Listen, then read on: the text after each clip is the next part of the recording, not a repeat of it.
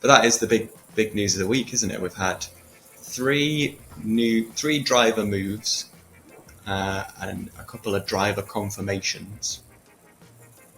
So do you want to dive straight in with all of those? Do you want to kick off with Bottas to Alfa Romeo? Do you think that's a good move for him?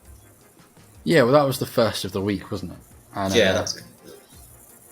I think, yeah, I mean, he is obviously not an amazing top-tier driver, is he? Otherwise, he would have been able to do the business with Mercedes. But I think it's probably the right kind of seat for him. Mm-hmm. It's probably his level. What do you think? Yeah, I kind of agree. Like, we have seen some really shining moments from Valtteri over the last few years. Like, he's got, is it 9 wins under his belt now? Which, when you're partnered with someone as kind of dominant as Lewis Hamilton, it's not to be sniffed at. He's done reasonably well in Mercedes, come second in the drivers' standings a couple of times, and helped the team get its constructors' championships. But I'm quite happy he's moved to Alfa rather than to Williams, which was like the other seat that was kind of supposedly up for grabs for him. I feel like that would have seemed like more of a backward step because he came from Williams initially. Obviously, they kind of feel like they're on a bit of a rise now, but it's going to be nice seeing him in a wholly new environment. Well, that is one of the interesting things about making a move like this right now, is that in 2022, we have no idea who could be like a big mover and shaker. Williams or Alfa could make massive gains and suddenly be halfway up the table compared to where they are now. Yeah. So it's a bit of a leap of faith. And yeah, I agree. Going back to Williams would feel like a step down, whereas Sauber, I don't know. I mean, we've also spoken about how, personally, I'm not a massive fan of how Kimi and Antonio have been performing in that Alfa this year. And maybe they've not unlocked full potential, and maybe that's something that Bottas can. Yeah, it feels like there's been a few times with both Kimi and Antonio where they've come really close to points and quite a good finish, and then just either someone in the team or one of the drivers has just made a stupid mistake. Like when Kimi hit Mazepin in the pits in Hungary. That was a really ridiculous mistake to make, and then a few tyre calls have been a bit questionable. So, I mean, I don't think Bottas is going to bring, he's definitely not going to bring more experience than Kimi does, but I guess having 5 years at the World Championship winning team is maybe, there's going to be a few practices that they've done there that he could maybe bring to Alfa as well. But something I kind of found a similarity to was Seb's move to Aston Martin. Seb went from Ferrari, which had obviously been winning, and not winning to the same extent, but challenging Mercedes in a few years, to then Racing Point, that is now Aston Martin, that was a pretty standard midfield team. Mm-hmm. And it feels like that was more based on the trajectory of the team. It had just got all this investment. It has got quite lofty ambitions for both Aston Martin, the Formula One team, and Aston Martin, the car brand. That seemed like the start of something new. Whereas going to Alfa, does Alfa Romeo have the same ambitions to fight for world titles? Or is it a Ferrari B team? They kind of seem like two different beasts, as it were. Yeah. Because I think Sauber have in the past been around the midfield mark, but they've never kind of taken the step to be a consistent midfield team, have they? They've come 8th in 2019, 2020. They were 8th in the constructors. This season they're 9th, behind Williams. So yeah, it is probably a bigger downgrade than Seb's to Aston Martin. But again, that's not to say that it's not partly driver error at the moment. No. They've had the same driver lineup for 3 years now, and I think it was quite telling that this weekend in the Netherlands, Robert Kubica came in with one free practice session and finished 15th, which is absolutely where you would expect Kimi and Antonio to be. Yeah. So actually, let's see where someone with some race winning, not that Kimi Räikkönen doesn't have race winning pedigree, but maybe is in a bit more form and just generally might be a bit better. Yeah. See how they do and if they can push the team forward. Yeah. And like, how old is Bottas now? I kind of feel like he's probably in a similar He's 32. position. Yeah, so he's kind of in a similar sort of, like I mentioned on a recent episode, how Daniel Ricciardo's kind of lumped him with the senior drivers, but he's quite a bit younger, but he's not as young as the people like Max Verstappen and Lando Norris. And it's kind of like they're in between successful generations. So Lewis and Seb were dominant, and then soon Max and George and Lando are going to be dominant. Is there going to be space for Valtteri and Daniel to be dominant? Like, that's fascinating, isn't it? Because there's like a massive gulf where there just must have not been the talent coming through. Or there was, but it got fired and ended up in Formula E. Yes. But even the four elder statesmen of Formula One at the moment are all world champions. Yeah. In Fernando, Kimi, Lewis, and Seb. And I don't think anyone would expect the next world champion to be Bottas or Ricciardo. You would probably say Max Verstappen, Charles Leclerc if he gets a good car for him, or George Russell. Yeah. So and skipping them out a bit. But is that just because the class of like F2 2018 was so good that they've pushed those people out to, like you say, Formula E or other racing series, or just out of a seat in Formula One? Yeah, and they've actually also completely wiped the floor with any of the young drivers that were there as well, like Marcus Ericsson has gone to IndyCar.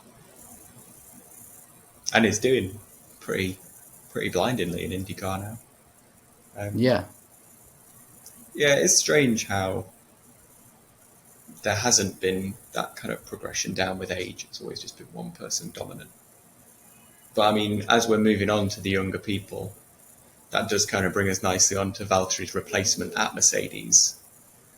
So as soon as it was announced that he was going to be moving to Alfa Romeo, I think immediately everyone just started assuming George Russell was going to be going in there, because imagine if they'd announced someone else.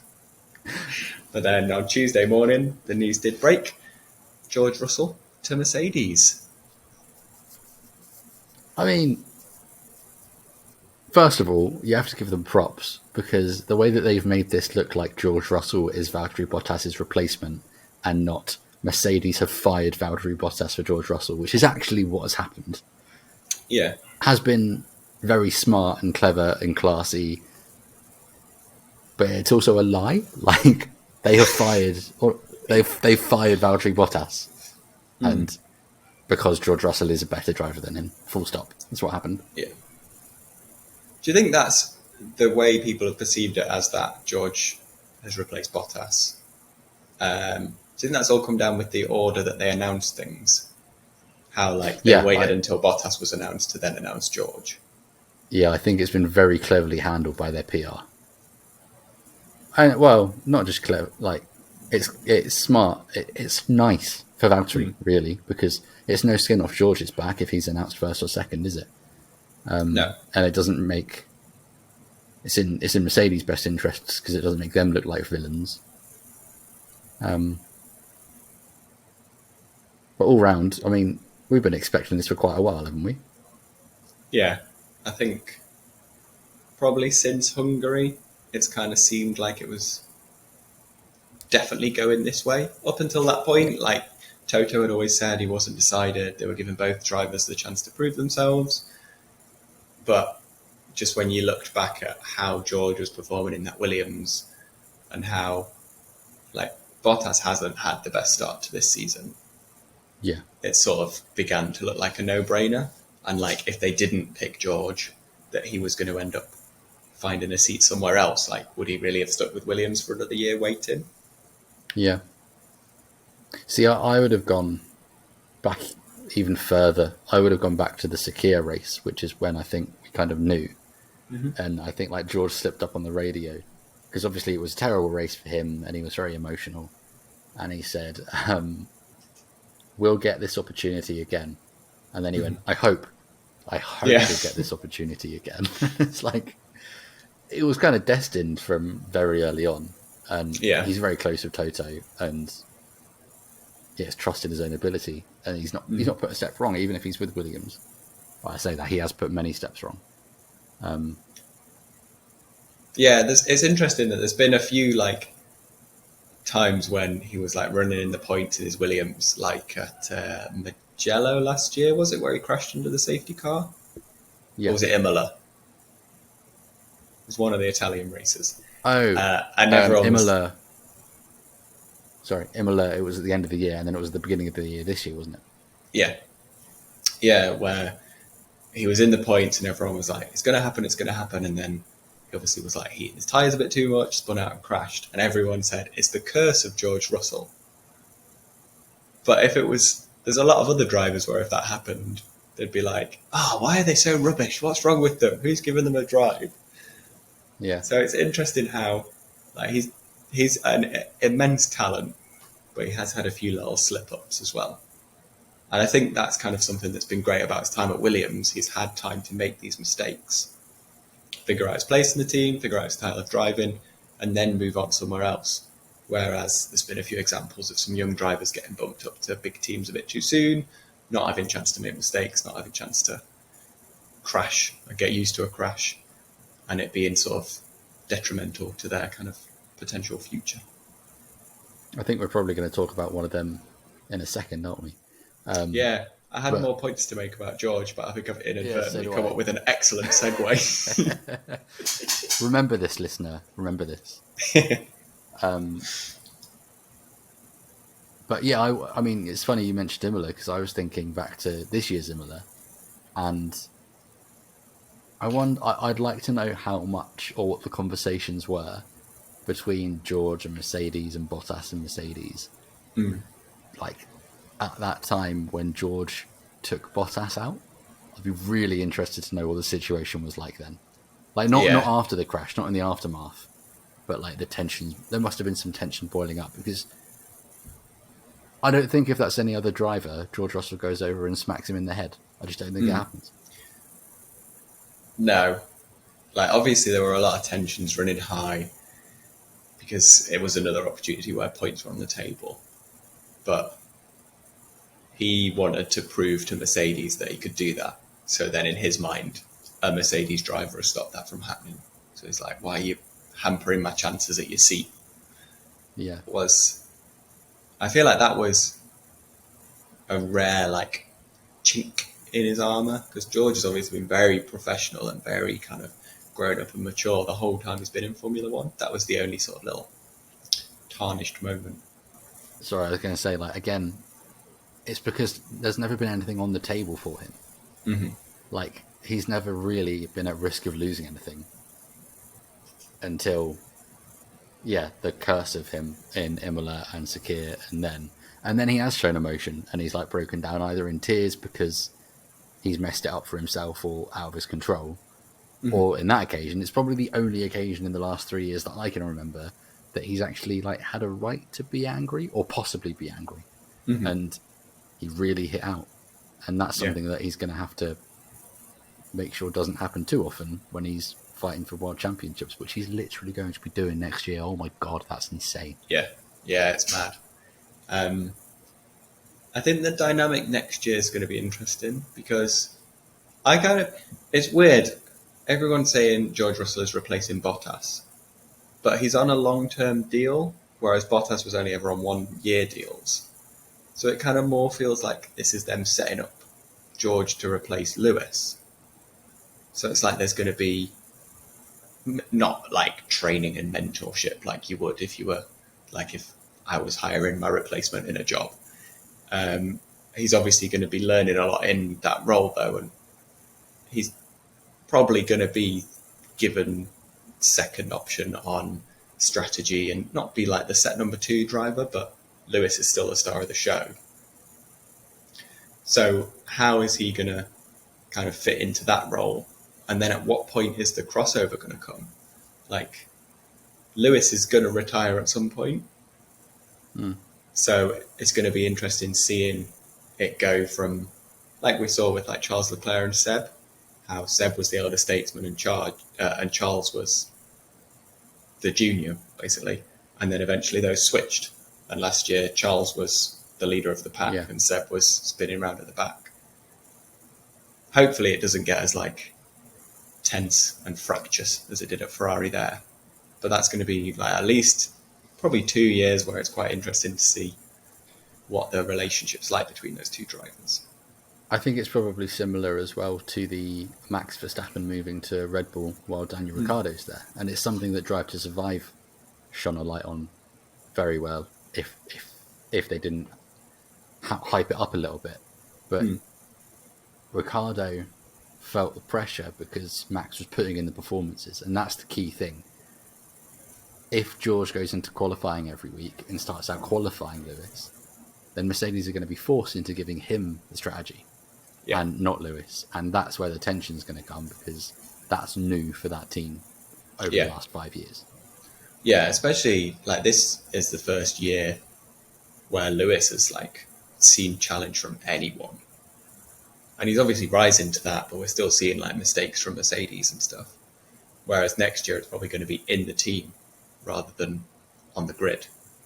So if they've got the two of them challenging each other, and then say Red Bull still have a competitive car, Ferrari have a competitive car, there are going to be a lot more things at stake, hopefully. Fingers crossed. Let's just call this year a day. Let's call this year a year and move on to 2022, because I'm so excited. I'm pretty sure everyone thought that like this time last year as well, didn't they? Yeah, but now we have like, we've seen one of the cars, and the grid for next year looks, in my opinion, a lot more exciting than this year's. Yeah. Especially when you're going to have like Carlos and Daniel, hopefully and Sergio, hopefully a little bit more settled down in their teams, and someone returning, obviously, that's been announced on Wednesday as we're recording. Yeah, so today's big news was that Williams' Formula One team next year will run Nicholas Latifi and the returning Alex Albon, which I'm very happy about. I'm pleased that Alex is back on the grid.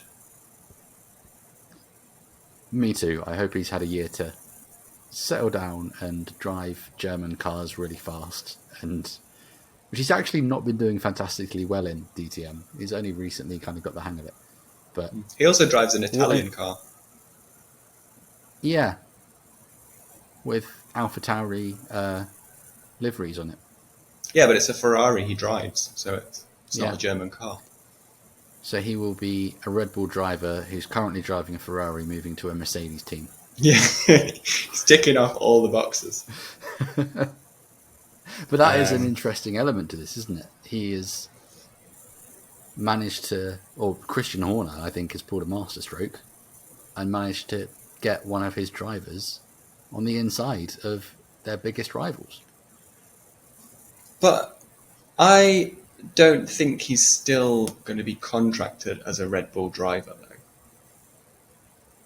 I think they're like cutting ties with him for the year.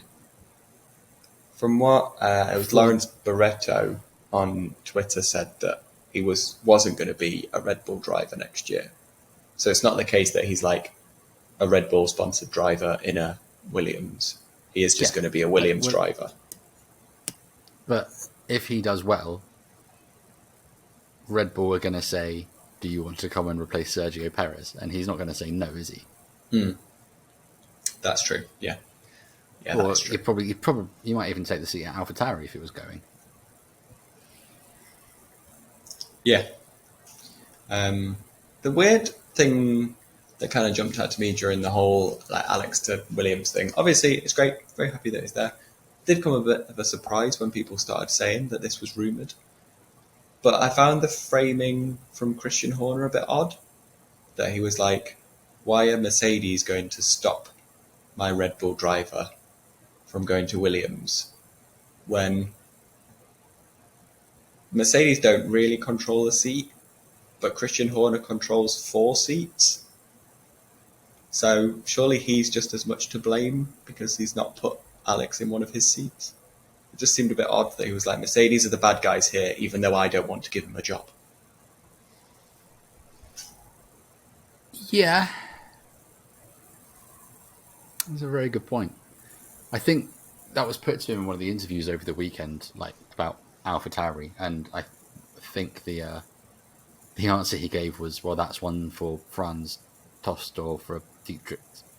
I can't pronounce his name. The head of Red Bull, not Helmut. I'm not sure where Christian Horner sits on dishing out the seats, whether he just concentrates on the two he's given for Red Bull. I'm not really sure. But yeah, interesting. Yeah, like obviously, I'm very happy that both Gasly and Tsunoda are staying at AlphaTauri and that Alex is going to find a home on the grid. I just didn't think it was very fair to say that Mercedes were the bad guys when Red Bull fired him and Red Bull has 4 seats. No one else has 4 seats. I think it was probably just Christian Horner being dramatic and trying to get the headlines, which we all know he loves to do. What right did Mercedes have to say anything about Williams hiring a driver? Yeah, I think it was to do with them wanting to get Nick de Vries in the seat, though, because he's a Mercedes driver.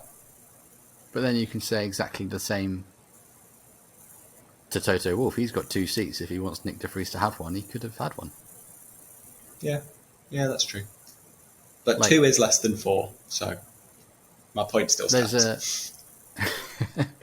There's an ex-Red Bull driver in a Mercedes seat at the moment, in Daniel Ricciardo. Yeah. I know there's not the same relationship, but there's going to be something like 7 former Red Bull drivers on the grid next year.